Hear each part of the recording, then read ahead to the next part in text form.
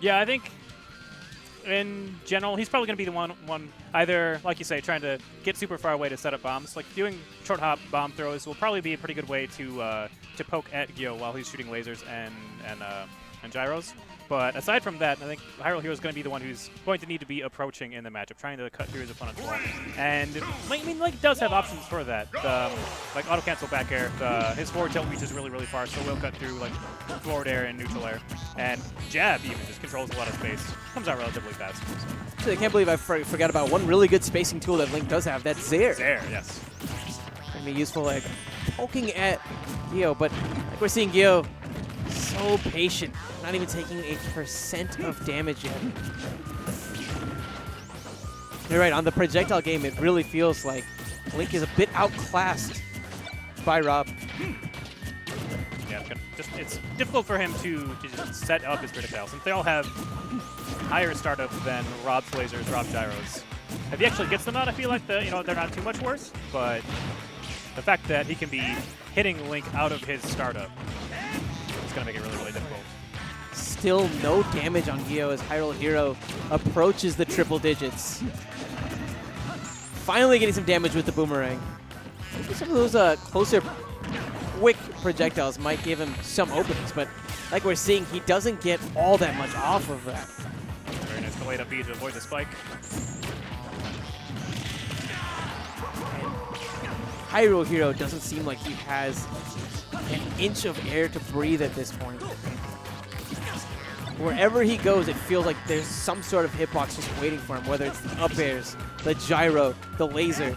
Nowhere really to run. For him, I guess that means that it's time to close the distance. Yes. Yeah, I think it is worth noting that Link... Whoa, that was an interesting combo. Link does hit pretty hard, whether it's forward air or if he gets the opening for the F smash to happen. His damage, his knockback is very, very impressive. So I think he's probably going to be surviving to high percents like that just because he's the heavier character. But yeah, if he does get one good opening, he can end the Rob stock pretty quick.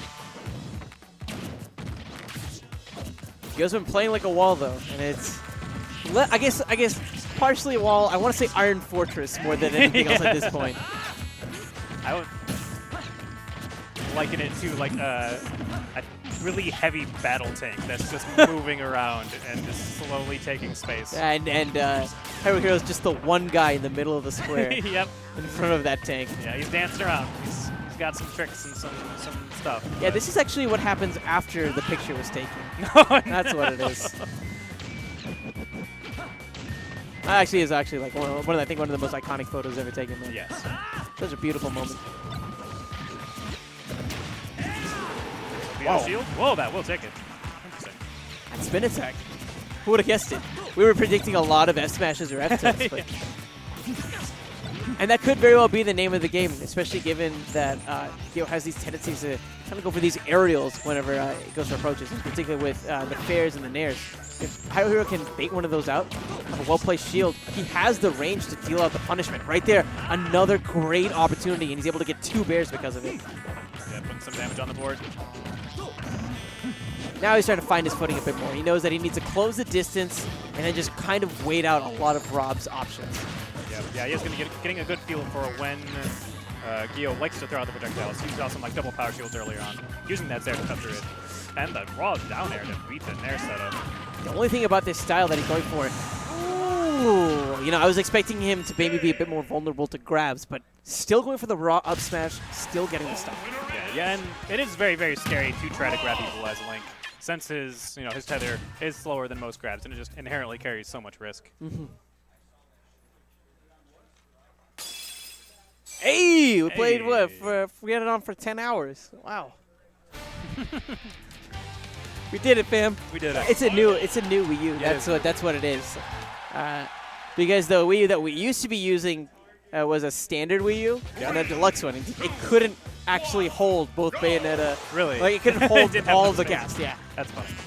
That was one of the funniest things, was watching Bwet manually unlock a whole bunch of characters and stages.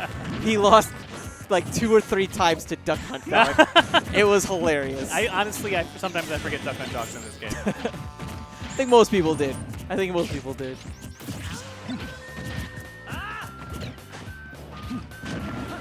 But one thing that Hyrule Hero has from going into this game is data. He knows what to do really in this matchup. He knows where he was able to find some successes, and we're seeing it really starting to pay off.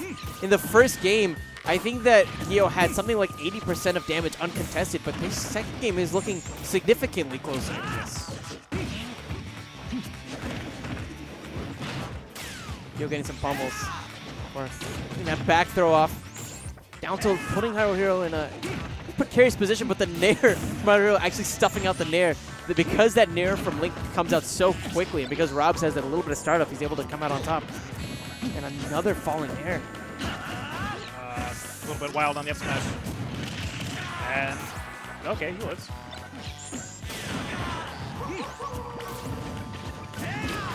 Hyrule Hero holding onto that bomb for dear life and able to fall out of that up air.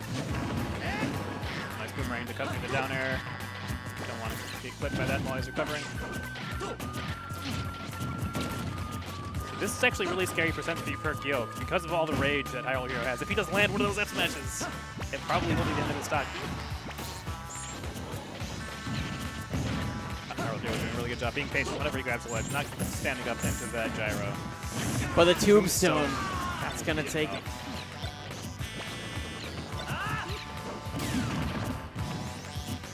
Like we said, Link has really good knockback, but now Gio seems like he's doing a bit more quick options that are a lot harder for Hyrule Hero to simply shield and punish. A little wild on beat, but manages to get away with it. It's almost like that scene in 21 where Kevin Spacey looks at the main character and says, "You were gambling." Because we're noticing it, and at times it seems like it pays off for Hyrule Hero, but it's almost like he's a bit too wild with some of these options that he's choosing. When I go for these very hard reads. Had to start to pull it back though, play a little bit safer. Getting the feel for the timing on the projectiles again. Starting to get his power shields back down. Gets grabbed before the jab out of shield though. Okay, nice bait. These little hits here and there. Ooh, the dash attack, catching the gyro. And that's a very strong attack in this game. Yes, very strong. But this might actually be it. Getting grabbed on the platform like that too high to the blast zone. And it gets stuck significantly earlier than most other spots. Definitely props to Hyrule Hero though for hanging in there, but Gio's a monster. Gonna be facing off against Iggy in winners finals.